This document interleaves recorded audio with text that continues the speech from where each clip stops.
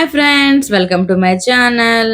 ఈరోజు స్పెషల్ ఏంటంటే పన్నీరు కాబోలి శనగండి. కావాల్సిన పదార్థాలు పన్నీరు, కాబోలి శనగలు, ఉల్లిపాయలు 2, ఒక టమాటాలు 2, కొద్దిగా అల్లం వెల్లుల్లి పేస్ట్. ముందుగా ప్యాన్ పెట్టుకొని మనకి సరిపడా ఆయిల్ అనేది యాడ్ చేసుకోవాలి.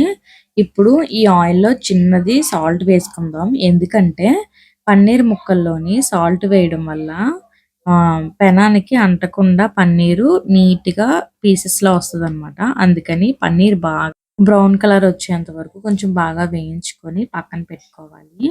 ఆ ప్యాన్‌లోనే కొద్దిగా ఆయిల్ అనేది యాడ్ చేసుకొని కొంచెం మనం తరిగి పెట్టుకున్న ఉల్లిపాయల్ని కొంచెం బాగా వేయించుకోవాలనమాట.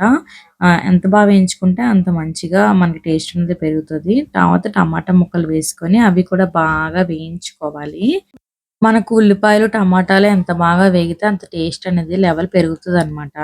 ఇప్పుడు మనం అల్లం వెల్లుల్లి పేస్ట్ ఉంది కదా ఫ్రెండ్స్! అల్లం వెల్లుల్లి పేస్ట్ అందులో వేసుకొని దాన్ని కూడా దోరగా వేయించుకోవాలి. ఆయిల్‌లో బాగా ఉడుకుతదనమాట. అలా వేయిస్తూ ఉండడం వల్ల మనకి టేస్ట్ అనేది కొద్దిగా అలా పెరుగుతూ ఉంటది. ఇప్పుడు మనం ఏంటంటే ముందుగా సాల్ట్ అనేది ఏసుకున్నామంటే కొంచెం ఆయిల్‌లో మనకి మంచి టేస్ట్ అనేది వస్తదనమాట. ముందుగా సాల్ట్, తగినంత కారం వేసుకొని కొంచెం దోరగా వేయించుకోవాలి.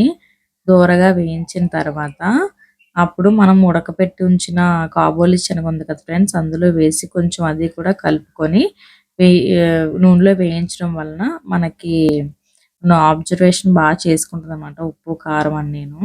అబ్జర్వేషన్ చేసుకుంటే ఇంకా చాలా టేస్ట్ వస్తది. ఇప్పుడు పన్నీర్ ముక్కల్ని అందులో వేసుకుందాం.